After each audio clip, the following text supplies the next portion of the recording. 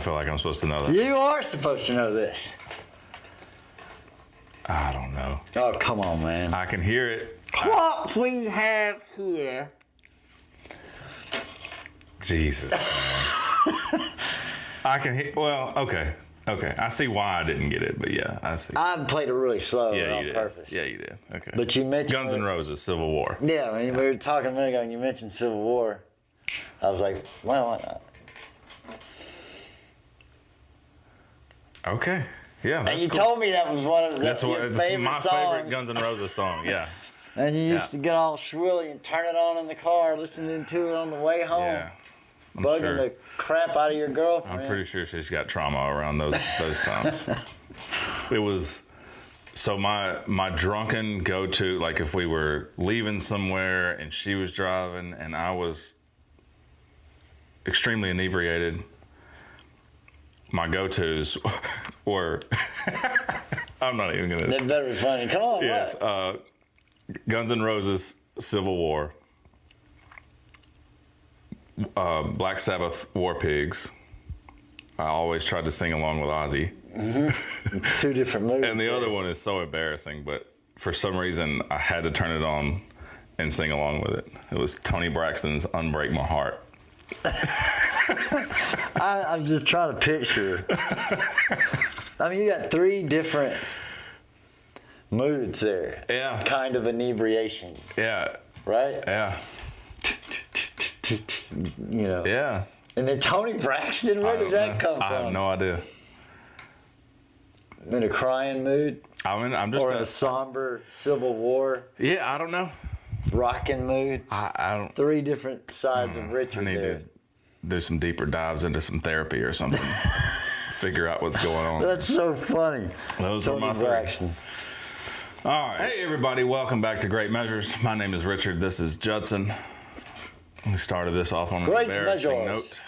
Come on, that's good stuff. It is good stuff. It's been a while since we've done some Slipknot, so we're going to revisit Slipknot. We're actually going to do a more recent Slipknot song. It's from 2019. It was the first single from an album called We Are Not Your Kind. And the song is called Unsainted. Unsainted. Yeah, it's a cool song. I'll be the judge of that. Okay, I'll let you be the judge of that. Ready to roll? Yeah. Let's do it.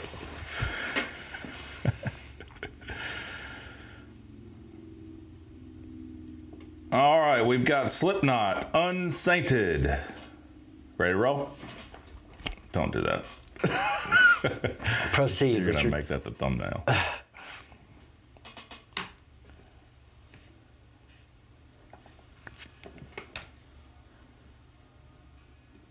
No, I'm sorry. Let me do this. Get it together. I'm sorry. That's the video and it's got some extra stuff in it. All right, Slipknot, Unsainted. Proceed, Richard.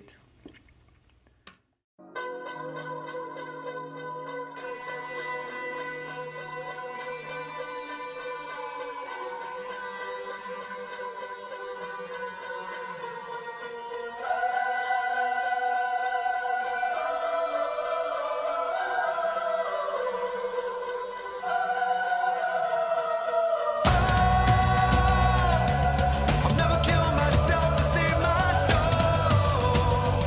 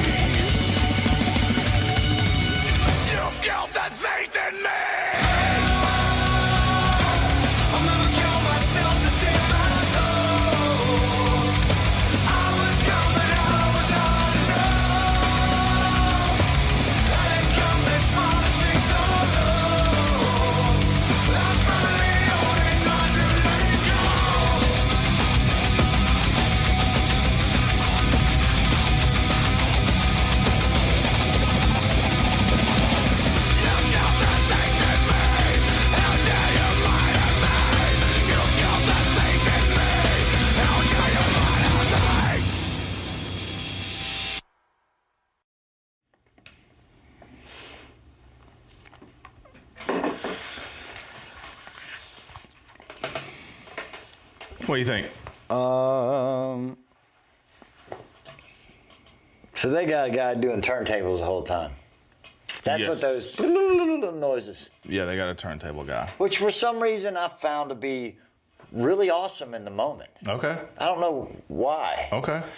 I mean, I like those kinds of noises. Those, I don't know what you call them, fluttering. Yeah. But they're straight. You know, they're straight tones. They're pure tone sounding. There's no distortion on them. Right. I guess is what I'm saying. And it just sounded cool, just over what they had going on. I'm a big fan of the That's hook. about it, huh? I'm a big fan of the hook of the song. Like, Well, they do that. they are, yeah. Right, and I do like that about them. Slipknot's growing on me as a Corey Taylor. Mm-hmm. I think I found respect for him before anyway. And he obviously puts a lot of work into his lyrics and whatever, and then how he delivers them too. I mean, I sort of, you know, I'm not a big nu metal fan. Right. I'm not saying they're that, Sure. but when you come, you know, the singing choruses, the really singing choruses, and then the verses being something else, sort of started there, I think, right? Yeah. I mean, it kind of took off there for sure. You know, I mean, singing choruses have been around since there have been choruses. I'm not saying that nu metal. It just reminds me of that sometimes, and then sometimes the way he pronounces some of his words gives me a little bit of a nu metal vibe. You know what I'm saying? Yeah. But I'm not bothered by it when it comes to anymore. I still have trouble getting over the masks that they wear. You didn't even watch a video. Not right then, but I've been seeing a lot of, you know, news things coming out about them. Sure, yeah, they've got a tour, the 25th anniversary tour going on right now. And I saw some funny thing on Instagram the other day. They were playing this Latino funny song, and it was matching up perfectly with them. Okay. The guy hitting that big barrel, and it was like ding, and it was and it's really funny. Okay. I'll send it to you. I probably should find it and send it to you because it matches up really good. But yeah, I mean, Yeah, they've been in the headlines a lot lately with the tour going on. They've got a new drummer. Hopefully, we're going to get some new music from them soon. yeah, I don't understand the mask situation. I'm sure there's the whole thing behind it, but I don't. And we don't have to go. We don't talk about this right now, but the image goes somehow along with the music, right? Or generally, it's not so far removed. The mask image, you mean? Anybody Okay. it comes sort of as a package deal, right? Either from the philosophy. I mean, if you look at grunge bands or what, you know, they just put on a flannel shirt and Gotcha. Yeah. whatever. Okay. I They're see what just you're being saying. comfortable. Uh-huh. But that's their mindset. Is they don't care or whatever. Yeah. Hippies. You know, any funk, space funk type stuff. They look like that. I mean, whatever that is. I mean, Right, somebody yeah. sets the trend, and then, you know, people fall into it. But I mean, it still goes on. And then other bands, you know, I'm not real sure what the Cheap Trick thing is all the way. But How do they dress? well, you know, one guy dresses as got like a thing on his head, the guitar player, and then another one Okay. dresses as something else. And then the Village People, Sure. they're trying to incorporate everybody. Yeah. They're trying to say we're all one. Okay. You see what I mean? So the image is a projection of whatever the artist. So I don't understand what Slipknot's doing with those crazy masks, unless it's just crazy. Yeah, it was. You know, they started in mid to late '90s. I don't know. You stump me if there is an actual story behind it and a specific reason Gotta be. behind it. Yeah, I would think so. But you know, there was that whole shock factor back then, Sure. too, of everybody trying to. And I think about going to see music shows, tripping. on acid or tripping on whatever, mushrooms, sassafras, whatever. Are you tripping right now? Looking Maybe out a the little. window? Maybe a little. But you know, going to shows sometimes and sort of getting overwhelmed by everything and maybe getting a little uneasy and then kind of the fear. People will know what I mean when the fear happens, you know. I guess he says it in Fear and Loathing. I'm getting the fear. Yeah. You know, it happens. So if I were Trying at a to show, put yourself in a and I Slipknot was show getting setting. the fear, they wouldn't help me. No, I don't at think so. all. And I would be very. You got folks up there beating on kegs. Nobody's and- up there smiling, you know. And if they do, it's cut and stapled together. You know, I'd freak out. I'd probably freak out. But maybe that's what they're looking for. Maybe. But anyway, back to the song we just listened to. Yeah, I like the hooky. I like their hooky. I like that they give you that. I like they give you the chorus. It's just, I enjoy that anyway. It's almost like a palate cleanser. Yeah, I yeah. guess, because the verse is so, you know, it's up tempo and the drums are very, because the drums are very, especially the snare sound in this song is very abrupt and Yeah, the drums are sort of out in the front. I thought that maybe there was the other percussion too that was sort of. yeah, I'm sure it's in there too. Yeah, but you got him, you know, with his harsher vocals on the verse, and he's kind of screaming at you and yelling at you, and then just drop into that very flying. smooth, catchy. Yeah, I feel it. I mean, I feel that, dog. Like I do. Yeah.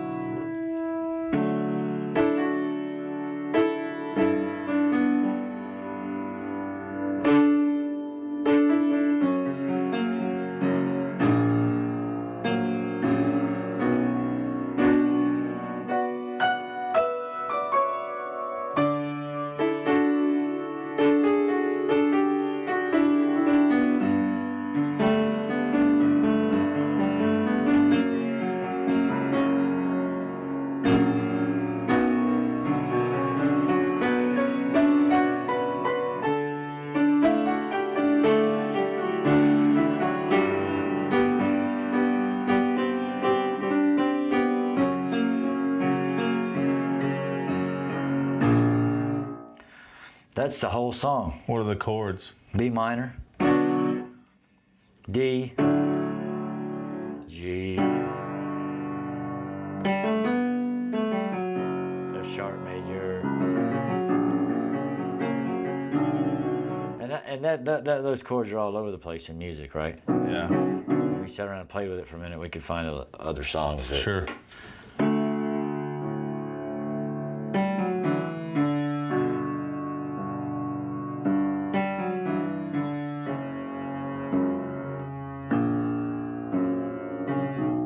Yeah, we could find something. But those are fun chords. And 4 chords is pretty musical standard Yeah. for rock and roll. But what's the song about, Richard? I don't know. What do you think? I think it's probably about pancakes, I can see that. Yeah. buttered, but syrup on the side. Maybe a little powdered sugar there towards the end. But other than that, I think I don't know. There are lines I like in it. Driving, but make sure you keep the devil buckled. At one point, basically riding shotgun. Yeah. Something like that. But make sure you keep a buckle on him or something. And then it said, you're always reaching for the hand of God, but would you shake your own hand? I like that. I think that's but then he's hanging on to letting go. I mean, and he mentions suicide, that he's not going to kill himself. Which seems positive. Yeah. I mean, it's always positive, that somebody doesn't, Yeah, it's always a positive. do that. Probably not. Sorry. I don't know. I've tried to kind of analyze the lyrics myself, but I don't really have. I had a good idea. Okay. I thought, What you hope is a good idea. No. You misunderstood me. I thought I had my mind around it. I was going to say I had a good idea about my idea of the song, what it was, and then as you get towards the end, I start to doubt it a little bit. Okay. I don't think it's religious. In fact, Okay. I think it's blatantly not religious, saying your Bible didn't get me or something, he says at one point. Okay. But the line of, I'm hanging on to letting go. What does that, I mean? I don't know. No? Nothing? No. I mean, I'm trying to imagine it as if it's there's a I mean, I think I'll never kill myself to save my soul. I think that is, what is it? How dare you martyr me? You've killed the saint in me. Like, I do think it is a pushback towards people maybe trying to influence him, or an influence trying to push him to be more religious. Mm-hmm. I'm not going to kill who I am, so it'll save my soul. Meaning kill who I am, being give up what I am as an individual by programming myself into your individual. Into your soul-saving mentality. Okay, I'm with you now. Okay.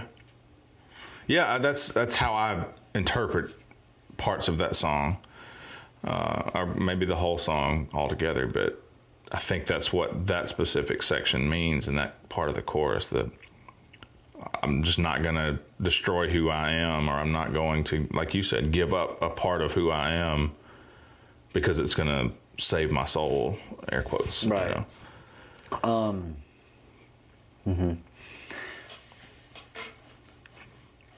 Yeah, I mean, it sounds like sort of a dig at religion.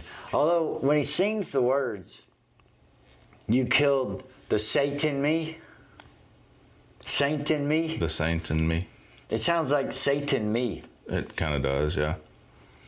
And I think he's smart enough to know that. Seriously. Yeah. I mean, especially because just the Satan thing is involved in the thesis of his words anyway. And if you take that line more so. literally, you killed the saint in me. It's like, I imagine this is one person that he's talking to that's trying to influence him to succumb to a certain way of thinking, a certain way of believing, whether it be faith-oriented or whatever. And it's like, you pushing me so much actually killed that part of me. Mm-hmm. Yeah, it killed the opportunity for me to ever look into that, right, to ever be open to that. And so killed the saint in me, like. And he says, "You martyr me, or don't martyr me. How dare you martyr me? How dare you martyr me?" Mm-hmm. And so I'm still sort of struggling with that whole thing. I mean, a martyr is someone who dies for the faith. Mm-hmm. So I'm still sort of trying to. I would like to know the circumstance behind it, because he's got to be pretty. He's flipping everything. But I think it's also by killing the saint in him, you martyred him. Yeah, but I mean, or martyred the saint side of him. Yeah, but. Or the potential saint in him. Yeah, but he's not dying for. I mean, maybe. I don't know. But that possibility of him being a saint died. Right, but the martyr. I don't know. I'm struggling with the language of it, because I'm very familiar with what the literal language of those words are. But I'm wondering how he's applying them, because he's saying I just didn't see it at first as being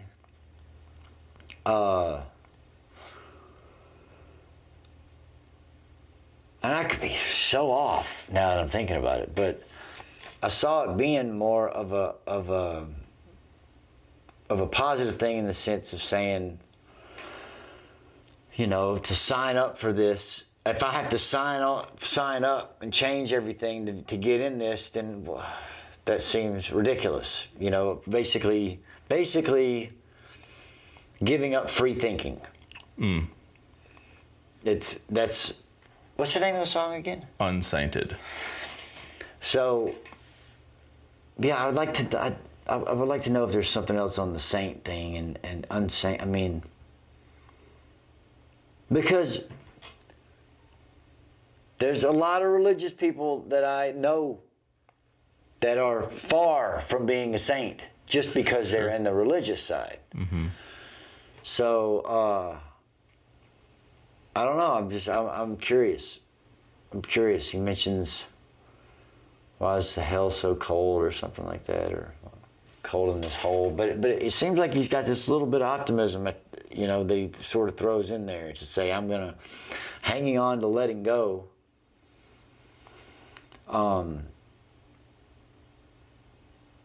When I hear letting go,